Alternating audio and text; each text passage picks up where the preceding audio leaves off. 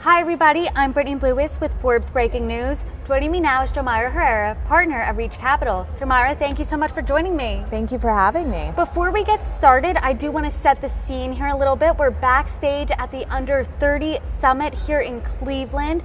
And before we dive into the conversation, can you tell us a little bit about Reach Capital? Absolutely. So I'm a partner at Reach Capital. We're an early stage venture fund investing in startups, usually leading or co-leading their seed or Series A rounds. And all those companies are focused on education or the future of work. So really focusing on empowering students or workers. So let's first talk about that education component. You were actually a under 30 lister in the education category, so this has obviously resonated with you. It's been an issue near and dear to your heart. Can you explain why? So for me, it's really about my own lived experience. So I grew up fairly low income. I mostly went to under-resourced public schools growing up, and I saw the inequities that exist within schools. And I feel really lucky that I had a few special teachers that really invested in me. And that's the reason I was able, in my opinion, to get out of the communities that I was in, be able to ultimately go to a good school and get into a good career. But I don't think that luck should be involved. I don't think that it should be an exception to the rule. And so I've dedicated most of my career to date focused on how do you increase equity within schools, and in my case, leveraging venture capital in order to help accelerate that. What would be your one piece of advice then for maybe a student who finds themselves in an underfunded school and wants a bright future ahead, but they feel a few steps behind compared to other kids with perhaps more privilege? So I would say two things. One is, while you may feel a few steps behind because of the fewer resources than you might have than others, don't forget the things that you do have as a result of having to go through these experiences, which is you have stronger resilience, you have street smarts, you have the ability to navigate ambiguity oftentimes in ways that folks that grew up with more privilege don't have. And so there is a strength associated sometimes with the experiences that we've had.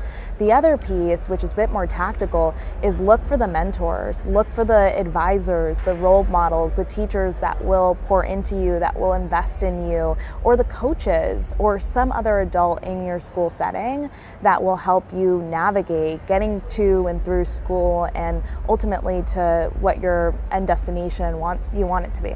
Can you talk about a time where you leaned on that resilience, you leaned on those street smarts to get where you are today? Honestly, countless times, but the time that is popping up for me, just given that we were talking about school experiences, is probably navigating the college experience. So I'm the first in my family to go to college, and I didn't necessarily have parents that I could ask about which school should I apply to, how do I apply to these schools, how do I navigate this. I went to a public high school that had 4,200 students and 4 counselors, and so the idea of relying on a counselor also was out of the question. They're already overwhelmed, clearly. Totally, yeah. Exactly.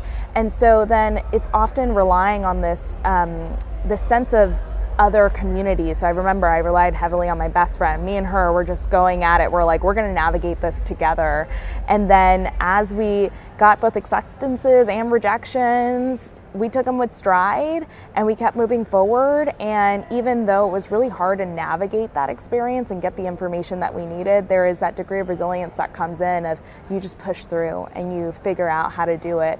And I think going back to what I was saying earlier, I don't think that should be the case. There shouldn't be kids that are in schools with 4 counselors and 4,200 students and those counselors are overwhelmed. But I will say that I probably came out stronger out of that experience, and I think it's a time where I relied on that resilience. I do want to pivot now and talk to another component of Reach, and that is the future of work. And we have seen a paradigm shift in the past few years when it comes to work. Ever since the start of the pandemic, the work has just drastically changed. So what do you think the future of work is?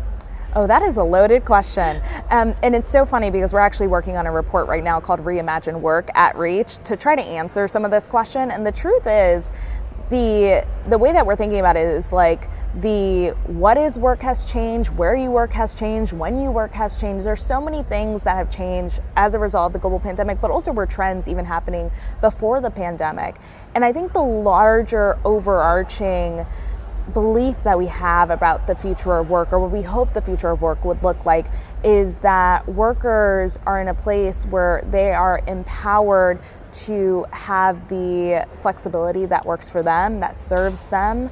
They have the meaningful work that brings them joy, that feels connected to their purpose. And they are able to be in environments where they're able to truly thrive. They have a sense of belongingness. There's a degree of diversity in those environments. And so the future of work, what we hope, is one where it doesn't feel like you are exhausted by the idea of going into work, but it's one that actually is fulfilling, and that ultimately your employer is investing in you and your growth and you as a person. Do you think the future of work looks bright? Because we've seen this shift of where employees now have a lot of power before, it seems, that they didn't have in the past. So I do think that some power has certainly shifted back to employees, and I think that's especially true for the frontline workforce. So if you look right now at the broader labor market, it's a bit looser at the knowledge worker level, because you have a lot of tech companies that overhire during a boom period of the market. But on the other hand, you have frontline workers, blue collar workers, where there is a massive shortage. And so where you have a supply and demand imbalance, the power shifts to the worker, right? Because the employer will do anything to be able to get that worker. And so as a result, we've seen things like employers actually investing in workers' education, giving them access to free college education as a benefit, giving them access to flexibility as a benefit. We have a company called WorkWell that helps enable that flexibility for that hourly workforce. And so I do think that we're starting to see a shift, and it's largely because of the way right now that we see the market having a supply and demand imbalance. I do now want to shift to you a little bit. You were an under 30 lister back in 2018, so you reached success at a young age. So I don't know if I would call that success, but sure. So I would call it success. So when you get to that level of success and you feel the feeling of now what, how did you navigate that? So funny, because I remember when I got on the list, I walked into the office and there was a big, everyone was sitting around my desk so excited to celebrate me, and I remember just running into a conference room and closing the door, and I was like, this is too much attention. And then I walked out, I let them celebrate me, and then I was like, it's time to get back to work. Because the truth is, the success that I'm excited about is actually being able to push the needle and drive the needle on the issues I care about. And so if something like getting on a list like Forbes Under 30 helps to enable that by giving me a platform or giving me a voice, then I'm really excited about that opportunity. And so that's how I kind of viewed getting on the list was, it's given me a bit of a light and giving me a platform that I probably didn't have beforehand. And so that's the way that I've kind of leveraged it. Clearly, you're very goal-oriented. If one of the first things you thought of is, now I need to get back to work, let's get back to work. But I want to read you a quote and ask your take on it. Okay. F.M. Alexander said this: people do not decide their futures, they decide their habits, and their habits decide their futures. So what's one habit that you do every day that decides your present and decides your future? So I was once told by a former manager of mine that you can never show enough gratitude. And that has been one of the most important pieces of advice I've received. And so before bed every night, I always think about 3 pieces of gratitude, three things that I am grateful for of that day. And I think that habit serves me because it forces me to be present. It forces me to live in the day, and there's something about the feeling of gratitude where you ground yourself in the things that really matter, and you kind of let go of all the rest of the noise. Absolutely. And when you were on the list, it was mostly millennials. We're seeing a shift now, and it's millennials and Gen Z. So what's one characteristic or piece of advice you're taking from Gen Z, and what's one piece of advice you would impart on them? So the piece of advice that I take is, I think Gen Z is just so themselves. They're so unapologetically themselves. So authentic. And so authentic. And I think that that's something to take, and that's something for any generation to take, right? Is to be able to lean into your full self. I think one piece of advice I would impart is, and this is going to sound very elder millennial, crusty millennial, whatever you want to call it. I am a fellow crusty millennial, so I understand. And so the one piece of advice I would impart is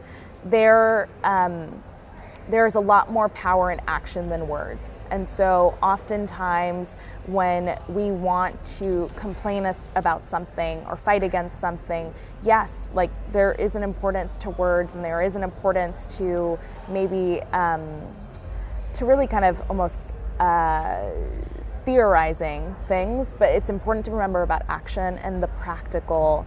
How do we actually push change in those issues that we care so deeply about and we talk so deeply about? And so I think when I think about Gen Z, the thing I'm most, like when I look at all that they've done, one of the movements that I'm so proud of that generation was March for Our Lives and the gun movement. I think like that's where they took real pain and suffering and actually translated it into action. Not to get political, but I don't think, saving kids from guns should be political, but I guess it is. You were just on stage at the Under 30 Summit, and you were one of the judges for the pitch competition. So you saw some pitches from young entrepreneurs. I want your take. What is giving you hope about this next generation coming into the business world?